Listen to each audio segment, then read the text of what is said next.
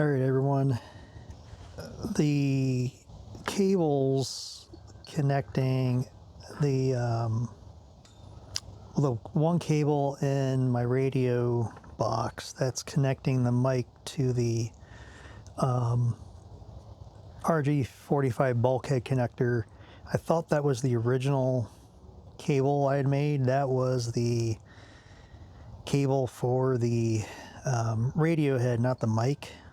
The mic cable is not long enough.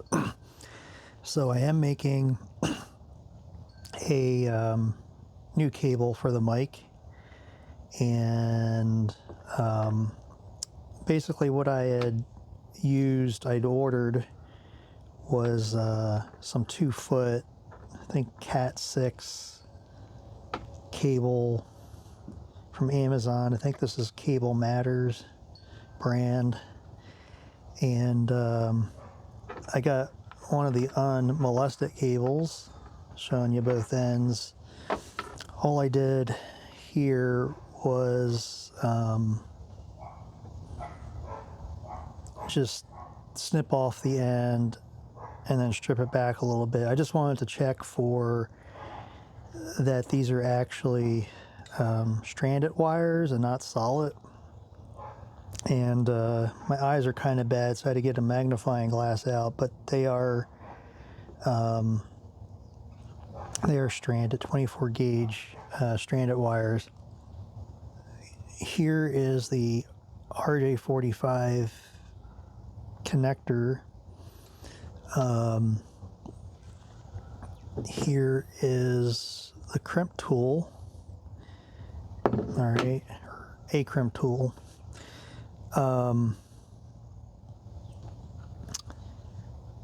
Not sure. Let's zoom you guys in.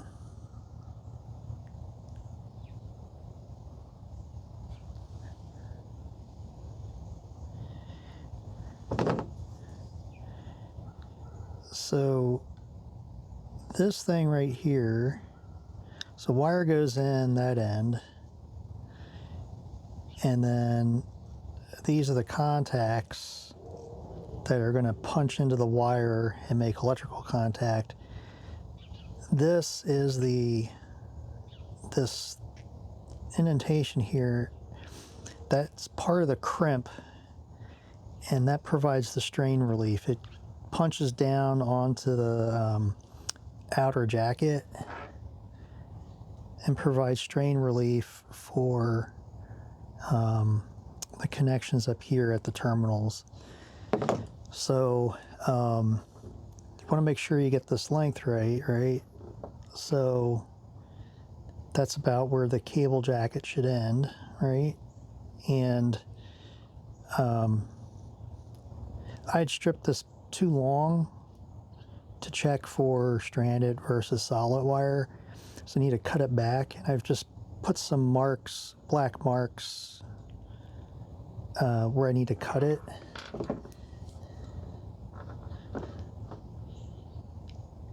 So I'm gonna go ahead and do that. All right. Now, it's been a while since I've messed with Ethernet cable, and the last time I messed with it was like Cat 5e. I think this is Cat 6, and with Cat 6 there's this cruciform plastic divider to help separate the pairs and help get you the Cat 6 performance to reduce crosstalk. And yeah, that's not going to work with the RJ45 connector. So I am bending these out of the way, and I am just gonna cut this thing.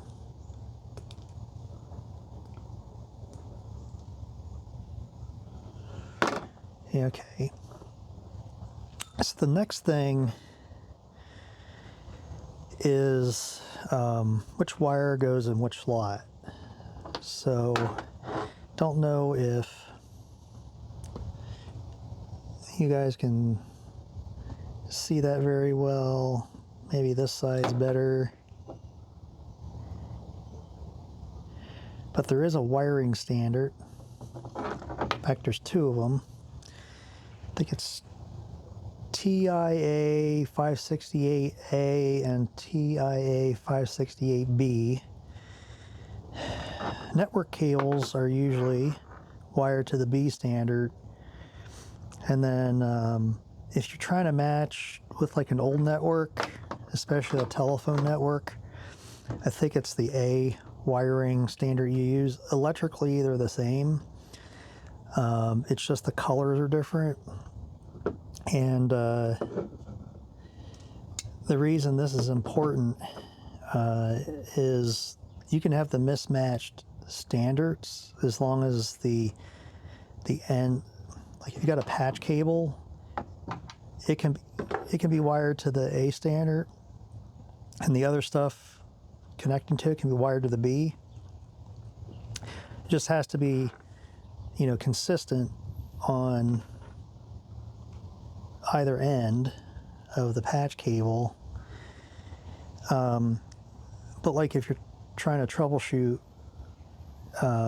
if you're using two different standards, it might be confusing when you're trying to troubleshoot, even though they're electrically equivalent. Anyway, these are network cables, and I've confirmed that they're wired to the B standard.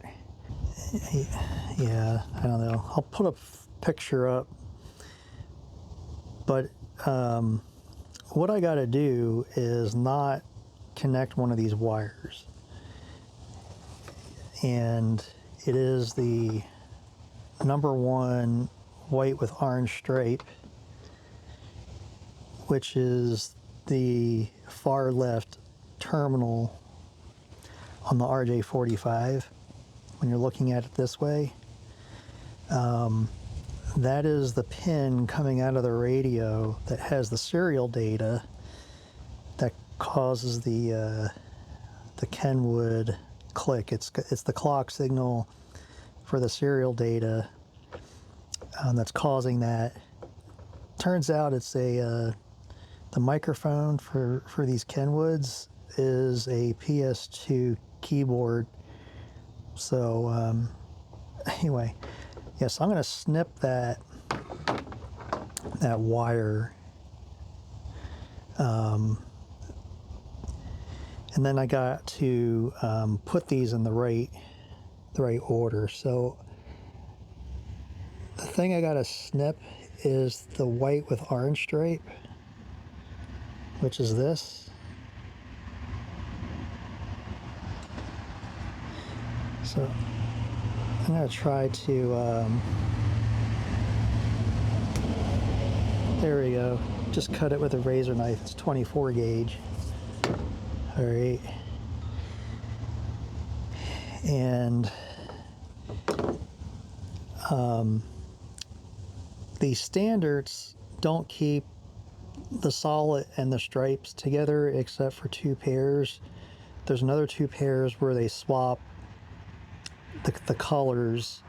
For the B standard, pin 1, white with orange stripe, pin 2 is orange solid, 3 is white with green stripe, 4 is blue solid, 5 is white with blue stripe, 6 is green solid, 7 is white with brown stripe, and 8's brown.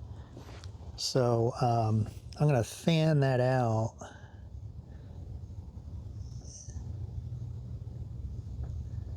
So orange, white with green, and then blue solid,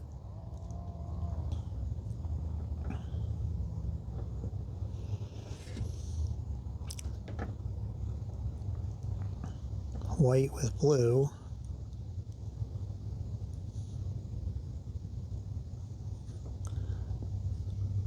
green, white with brown, and then brown. So what I'm going to do is just kind of wiggle this, kind of get them into their new spot. That's not working too well, is it? Alright guys, I'm going to start from scratch. This cruciform divider is giving me all kinds of issues getting these things in the right spot. I'm going to recut it, start with a longer piece again, get the wires in the right order, and then cut them. I'm having to, cruciform dividers preventing me from pulling these wires where they should be with enough length. So I'm just going to start from scratch. I got plenty of length.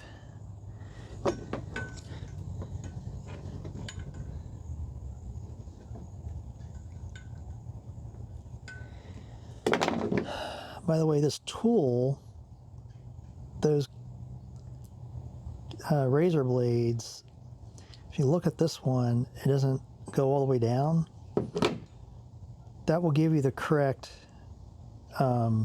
length for the strip jacket. But I tried it and it's not exactly reliable with this cruciform thing, and it was cutting one of the wires inside.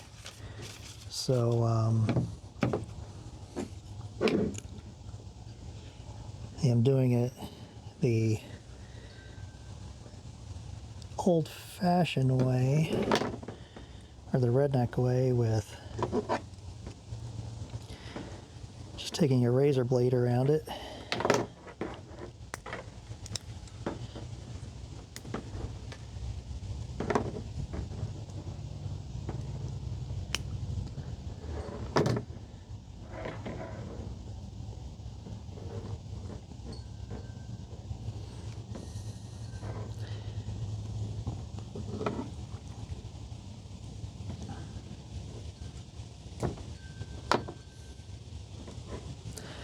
All right,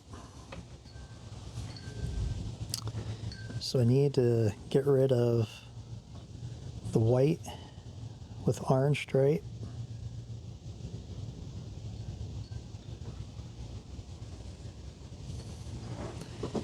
So again, I'm just going to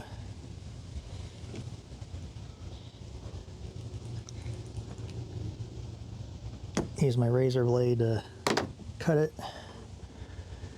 This is not 100 gig Ethernet. This is like, this is just old like serial data or just straight power and ground. So yeah.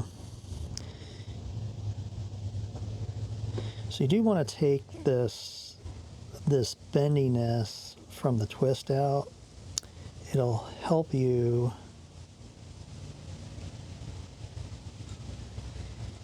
get it into the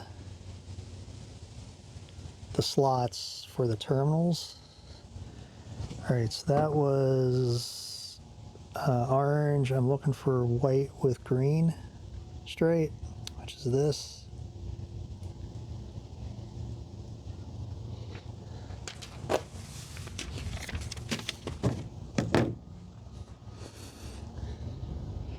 My cheat sheet blew away.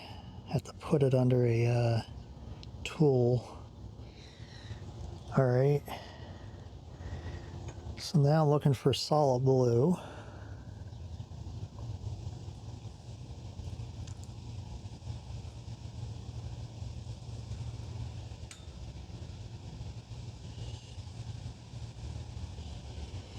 And again, I'm gonna try to flatten this out, get that bendiness.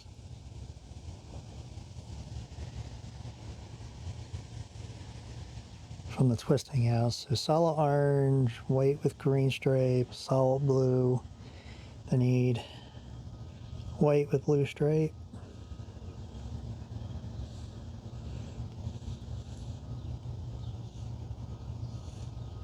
All right, so I got the first four, And I need solid green.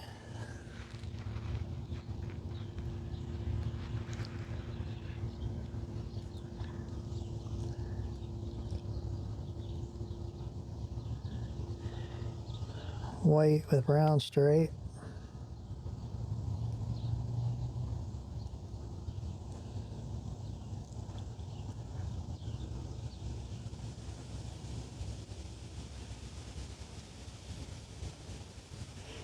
Getting these bends and twists out isn't too bad because this is the stranded wire.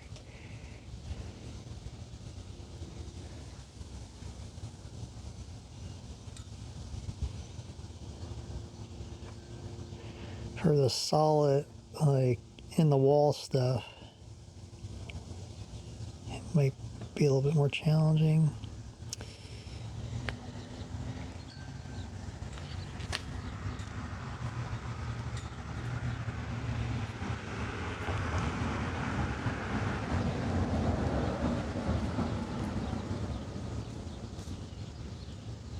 All right, orange, white with green stripe, solid blue, white with blue stripe, solid green, and then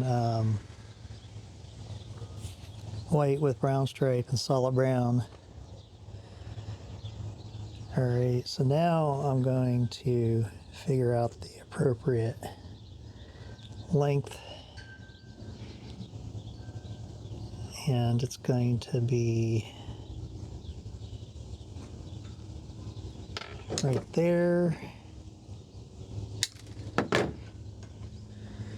All right, so orange, white with green, blue, white with blue stripe, green, white with brown stripe, and brown. All right. Now I'm probably going to need a handful of attempts to get these things in the right spot.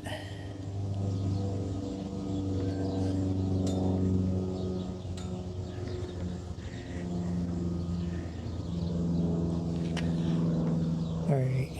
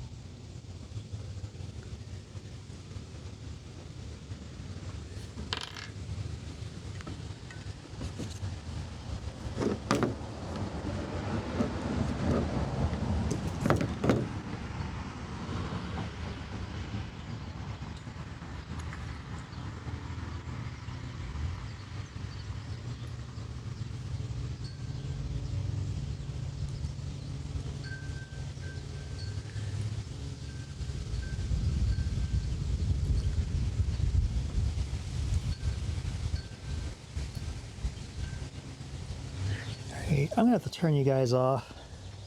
You're in my way. I'll be back when I get this done. All right, guys, well, I have a little bit of sun. There you go.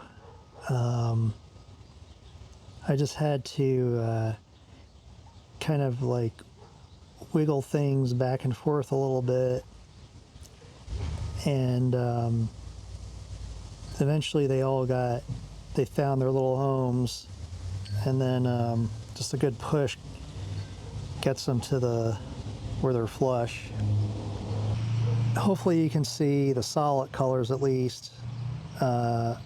Orange, blue, green, brown. All right, and then this particular RJ45 I think is made for Cat 6. The Cat 5 connectors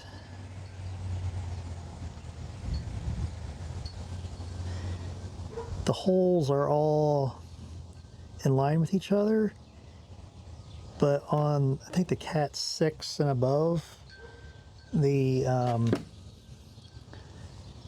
holes are offset. There's one row higher than the other, and they alternate holes, so up, down, up, down, up, down, up, down. And what this does is it gives more spatial separation between some of the wires, and that reduces crosstalk. All right.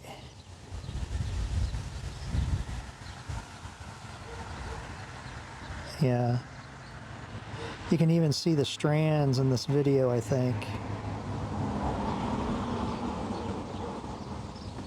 And you can definitely see this first terminal is missing one of the wires. So that's verification that I got everything in the right place. So that's the pin I need to not use to avoid this stupid clock signal interference issue. So what I haven't done, and I need to zoom you back out for this, is crimp it. So this is like the 2-pair connector. I'm not even sure what it's called. This is for the RJ45 4-pair, and I don't know if you can see it. When it comes down, there's a bunch of little fingers that then pushes those brass pins down, and they got like little tongs on them. Not sure you can see that, maybe just barely. And those will pierce the outer insulation of the wire and make contact with the conductor underneath. Yeah, so there's no strip in these wires. It just punches through them. So everything's set. Just gonna give it a yeah, there we go. And I don't know if you can see that strain relief got crimped too. All right.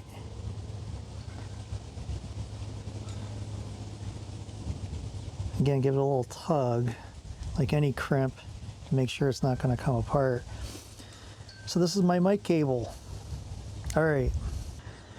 All right. So I'm going to show you guys just installing this. So pull this old one out, and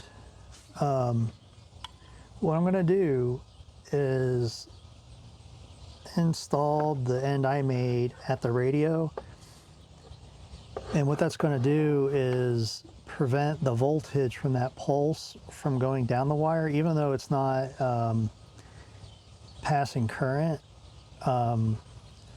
you'll get a voltage on that wire, and that can, crosstalk. So what I'm going to do is install this end where the wire doesn't even exist, and that way it doesn't act like an antenna. So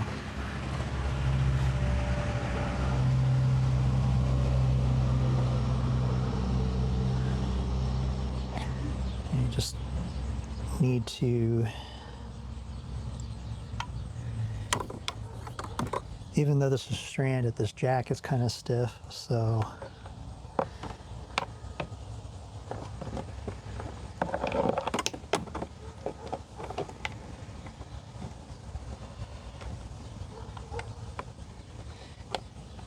and these jacks are kind of recessed, so they're kind of hard to find.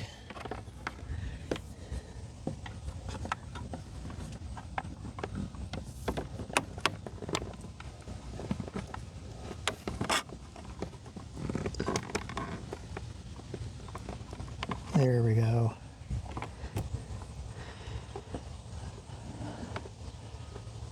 So I am going to need to give this a little loop to take up some of the length.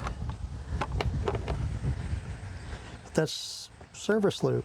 Gives strain relief, right?